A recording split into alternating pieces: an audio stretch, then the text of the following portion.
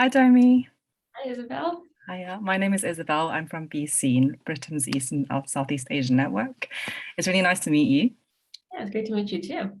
So I want to start off by congratulating you for how well the film has done. It's been almost a year since the film came out, and it must have been a whirlwind for the whole cast and crew. What with the film having the most streams ever for a Disney Plus original title in its opening weekend.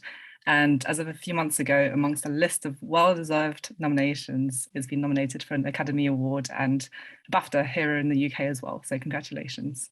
Thank you. Thank you so much. So how have you found it promoting the film over the past year? Oh man, it's been amazing because you are working with this film so closely for 4 or 5 years, half of which we made from home.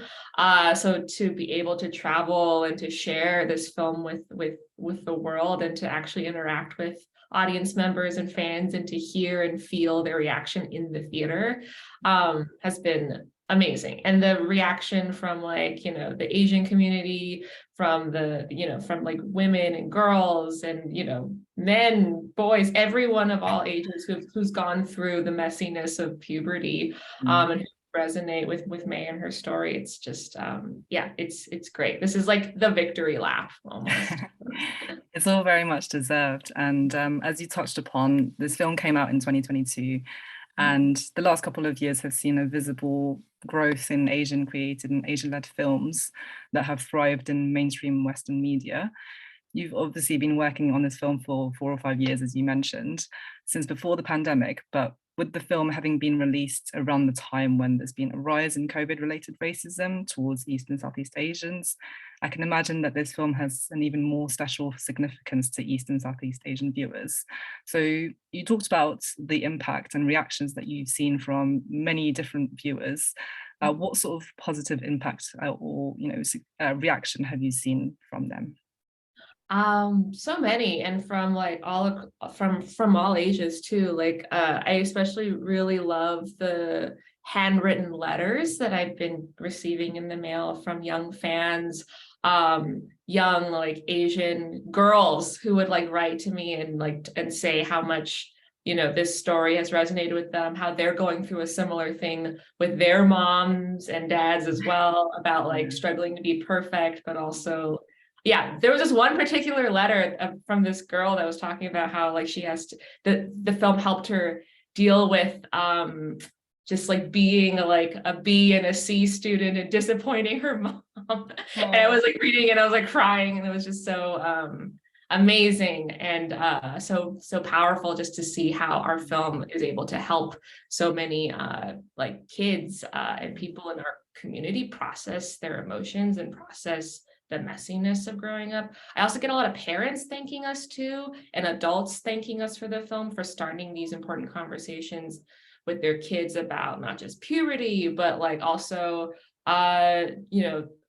within the Asian community, like this idea, like, oh, like the burdens and trauma that was put on to me from my parents, am I passing it on to my children as well?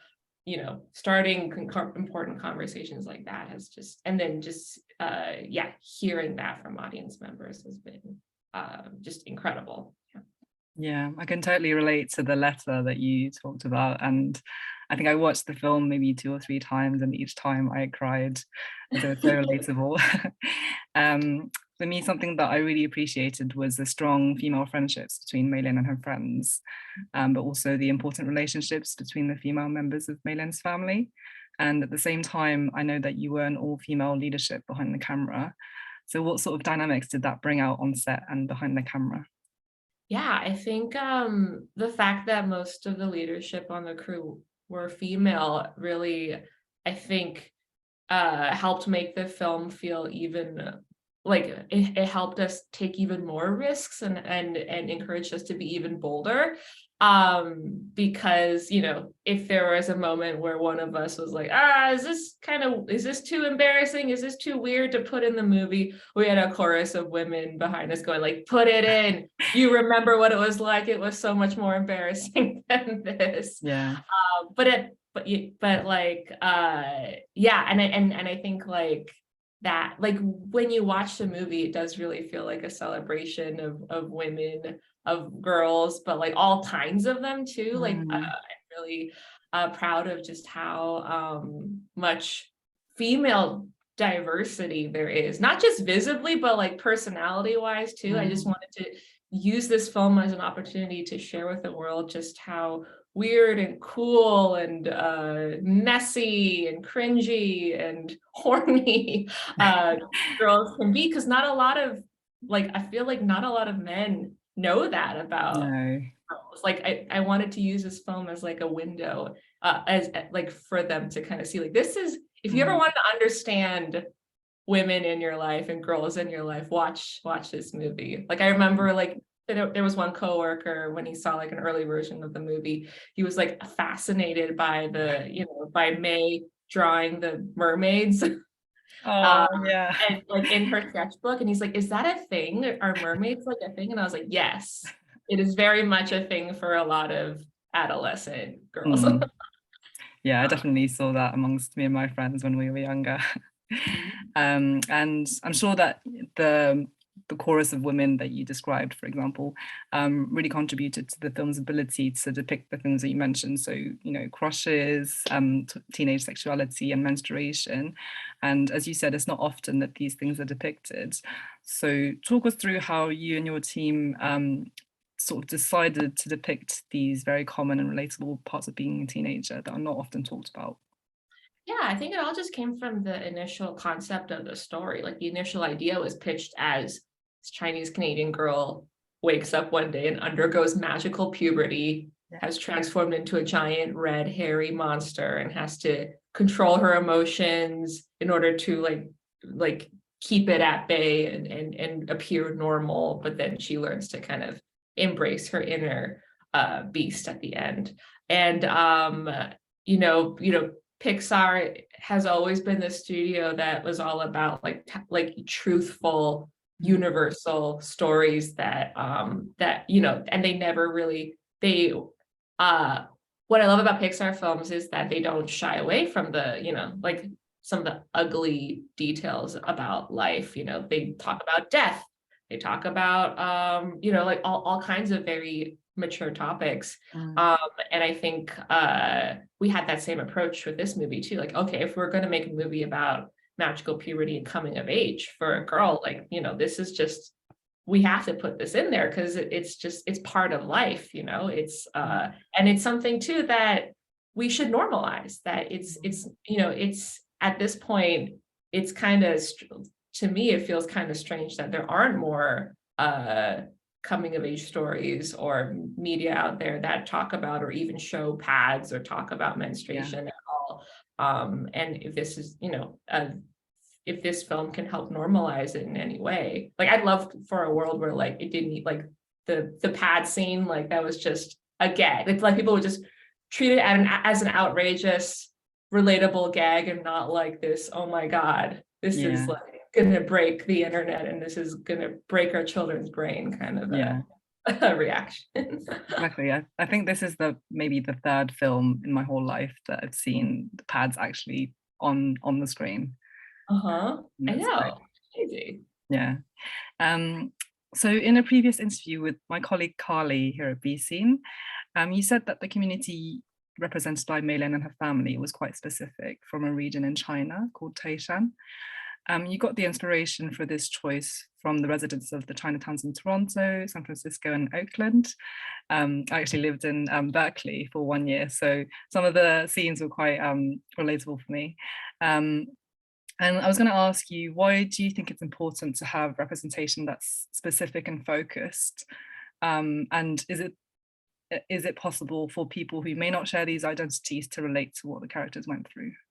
Yeah, I mean, I think for me, just as an artist and as a filmmaker, I feel like that just makes your world feel richer Mm, and more believable and more interesting if you're able to find those specificities and like do your research in that area. Like, you can always tell, like, when you watch like a Western film and they do a haphazard job of like set dressing, like they'll have like a Japanese lantern and a Chinese vase, and they just do a weird mishmash, and it looks like a terrible Asian fusion restaurant.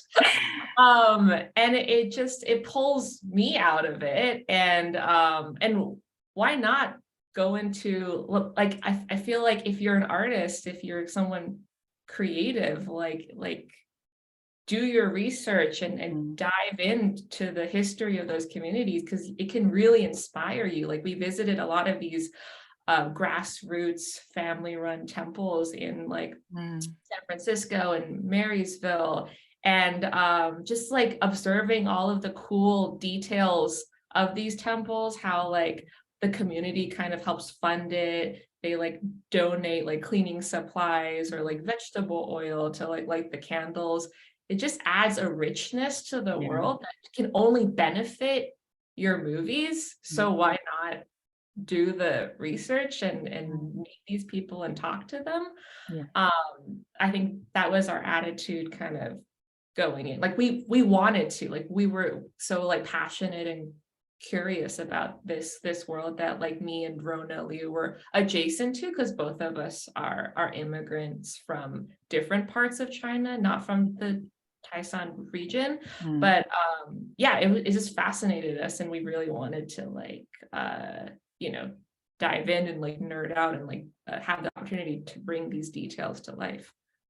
Yeah, and that's really, that research and the amount of details they've really shown in the film, and it's been really beautiful to watch, the care that you put into the film, especially with portraying Chinese food, which I know you did in Bao as well. And it hasn't gone unnoticed that both films deal with food, but also with or have beautiful food scenes, but also deal with family relationships. And so, do you think there is a connection between food and family through what you're portraying on screen? Oh, definitely. It's definitely like a direct reference to how in a lot of Asian families and Chinese families, like food is symbolic of love. If food is the language of love, like our parents don't say "I love you," they say "Have you eaten yet?" Yeah. "You look skinny," or "You look fat." But it's all revolved around food, like conversations, hanging out with your family, making dumplings, like all of that. Like food and family are so intrinsically tied. And this was just, again, another way to just to make the world feel richer and more authentic, was showing the specific dishes that May and her family made. And also, it's also just something me and Rona are just passionate about. Like, we love going into nerdy details about like, oh, which dishes should May's dad make in the opening, and like what food items should be on the table when her mom is like trying to entice her to like come hang out with her, and how is that different than the banquet in in Act 3 with the aunties and the relatives all around the table. Like that food should look fancier, and it should be fancier. Like, what is fancy Taiwanese food, and compared to like more homemade food compared to what her dad would make. So yeah, it was just another opportunity for something to make the world feel richer. Yeah, I really loved it all, and I'm looking forward to your next food scene in your next project. And I just want to end by saying thank you so much for your time, Domee, and congratulations again on this beautiful and heartwarming film. Oh, thank you, Isabel. It's great talking to you.